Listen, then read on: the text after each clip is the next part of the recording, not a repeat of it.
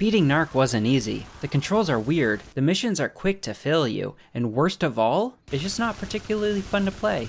NARC does have some great pro tips in it though. If you are overwhelmed by enemies, try smoking some crack. This is the story of how I beat NARC. I got 8 dead cops on my watch, and you picked tonight to take creative license with your badge. I'm an artist like that. Over the course of the game, you'll swap between Jack, a disgraced cop and ex-drug addict, and Marcus, the good cop in this equation. They're both narcotics officers when a strange new drug is hitting the streets, called Liquid Soul. Unlike most, this new stuff has given people inhuman abilities, like being able to take a bunch of bullets. The game starts with a tutorial, but all I learned was that I can walk like a gorilla. There's also a reputation system, but to be honest, you'll basically never interact with this. Arresting random criminals on the street and depositing drugs to the police station will raise it, shooting civilians lowers it. As far as I could tell, it affected absolutely nothing either way. Speaking of, the game has money, but there's no way to spend it, so there's that too. After completing the tutorial, the captain tells us that a few of our fellow officers are acting sus. Turns out they're corrupt and selling drugs on the side. I find this out by standing still and pointing the camera at them, which is a great early indicator that NARC has no clue what makes a game fun, because it ain't this. Also, spoiler alert, if you're a fan of this game, you might want to click off now. I do not like this game. I would go so far as to say, even given its $20 price point at the time, it's a terrible game. Though there are times it was very entertaining, especially at the end. You can't kill my father. Father? Shit. We've covered every twist in the book. But we'll get to that later. Our corrupt brothers are part of a deal gone wrong. We arrest them, but the boss wants to climb the chain to find out where the stuff's coming from, which means climbing some rooftops and taking photos of gang members. Anyway, next mission, and this is also the second major hurdle I faced after getting the game to run. So you need to take pictures of 5 guys, but they also need to be facing you. You can get all of them except one. This guy, for some reason, I just can't get a good picture of him. You need the camera icon to turn red or it doesn't count. After about an hour of trying every spot, he turned around, and what's this? The red marker, it worked! The cops come and we arrest the gang members. One of them spills the beans on the source of this new stuff, this Liquid Soul. He says it's a woman, doesn't know who, but he gives us the name Lou. This is a good time to mention the game's claim to fame, the narcotics system. Fast running, strong melee, slowing down time, that sort of stuff. Sounds interesting, right? Well, I got bad news and only bad news. First, to use it, you have to scroll with the D-pad and the action doesn't stop while you're doing this. So you'll never be in a spot where you can find the stuff you want without also getting shot a bunch. Second, every time you do so, you have a random chance to become addicted. Once addicted, you need to pass a QTE. It's an annoyance for something that barely helps you, which also leads into the third and final point. There's just no need to use any of this stuff during the game. The combat isn't difficult and doesn't really pose a threat until the last 10% of the game. The time it takes you to scroll to the stuff you want to use, it would be better spent just shooting at the enemy. It takes the same, if not even less time. The time to kill in this game is incredibly low. So NARC's one interesting mechanic is a dud. I'm sure the mission design, combat, and story make up for it, right? Jack breaks into the distribution center where the stuff's coming from, but is captured. You guys see a cat wander through here? Little calico? Little scar on her ear? No? Oh well. Ooh!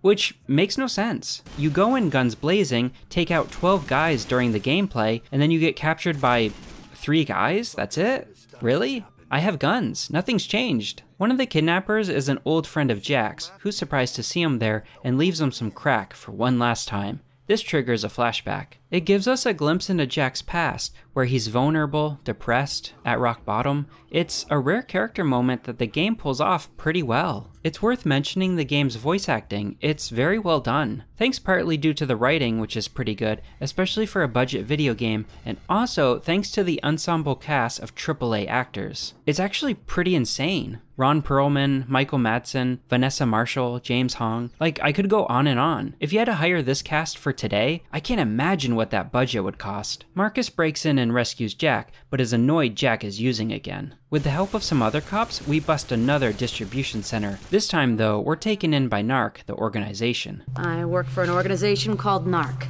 Come again? Narcotics Assessment, Reconnaissance, and Containment. I'm Agent Daniels, Chief of Operations.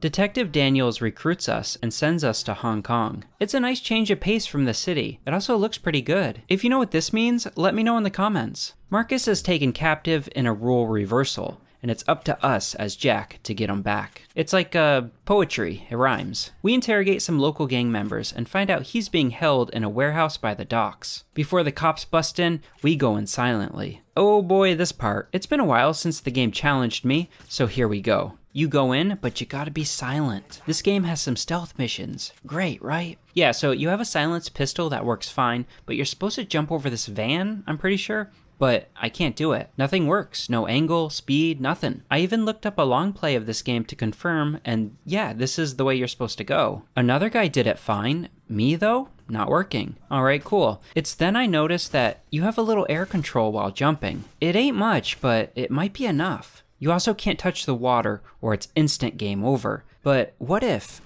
you can angle the jump just right and holy shit, it actually worked. I'm sure the designers didn't intend you to get around it this way, but goddamn, feels good. I break in, save Marcus, and then we bust together, as a couple of bros do. The police captain of Hong Kong tells us that Lucy Chen was behind this. She's an up-and-coming crime boss who's likely the person behind Liquid Soul.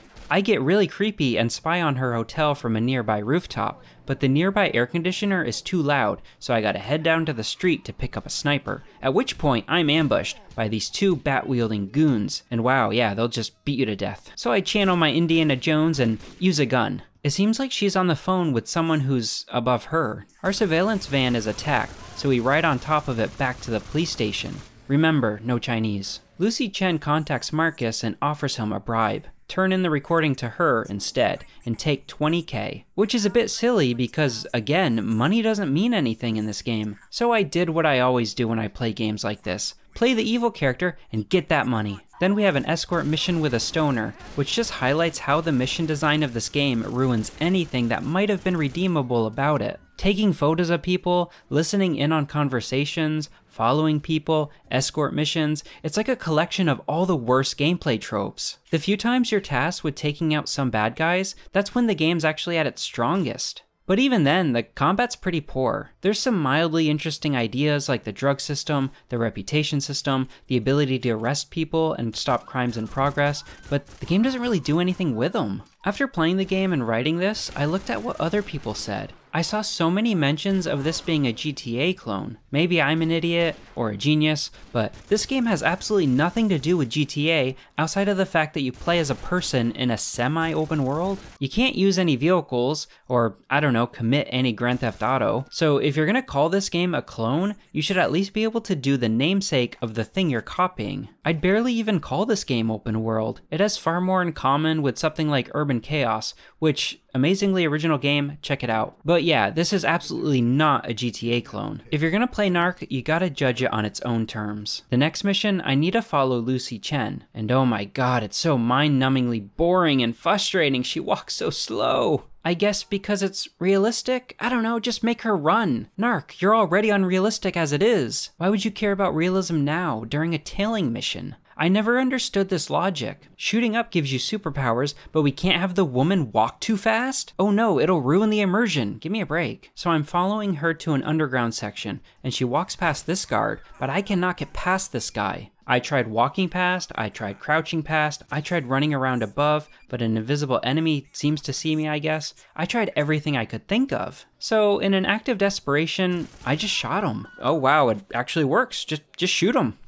Okay. She walks me into an ambush, a bunch of monks who know kung fu. I didn't know what to do here either. They were too good. I was too weak. Like the monks I was fighting, I too had to look deep inside myself. What I found would be the strength I needed. The answer, smoking crack. The crack I smoked allowed me to literally kick their heads off. Thank you, drugs. I owe you my life. Production plans for the manufacture of Liquid Soul. Do you copy? This can't be right. It's made from endorphins and adrenaline. Those kidnapped ravers, they weren't slave labor to make Liquid Soul. They are Liquid Soul. They're material. Do you read me? Liquid Soul is made from people. I actually love this. Lean into it, NARC. Lean into the stupid. Stop taking yourself so seriously. Play it up. Next up, the final level. We learn that Liquid Soul is being made on some offshore island. It's well fortified, but our NARC boss won't allow Marcus and Jack to come with her. We of course defy her orders and go together. This level is a huge deviation from the usual missions. It's designed as a more traditional third-person action game. It's not better or worse, it's just different. You disable some lasers, deal with some turrets, that sort of thing. There's more action in this last 30 minutes than the previous entire game.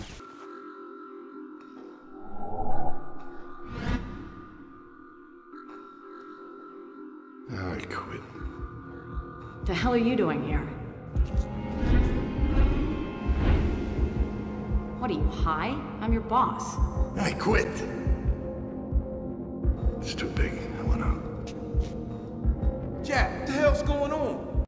Get the fuck back! That's Agent Hill, Jack. Put the gun down. What are you doing, Jack? Put the gun down, Jack. Jack, put it down. Take the shot, Agent Hill.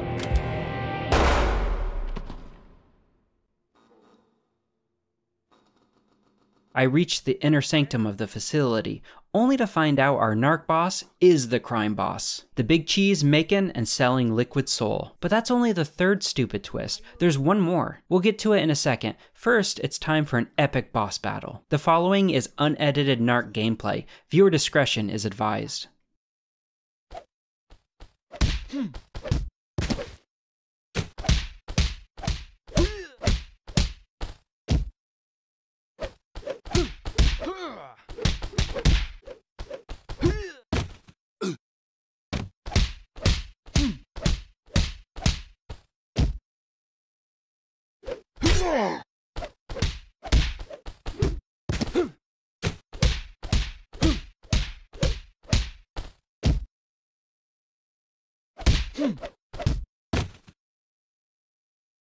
Don't bother with Mr. Big. He's dying.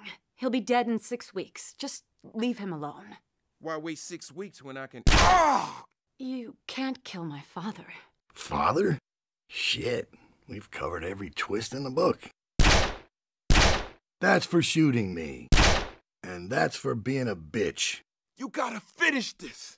Okay, so Jack's alive, NARC boss shoots Marcus, but Jack kills her. And this guy, I guess he's the one behind most of it? He's the game's antagonist, but he's not introduced until now. Great writing, guys. He tries to tell us to enjoy life and live in the present. My real motive is to open people's eyes. To? The moment.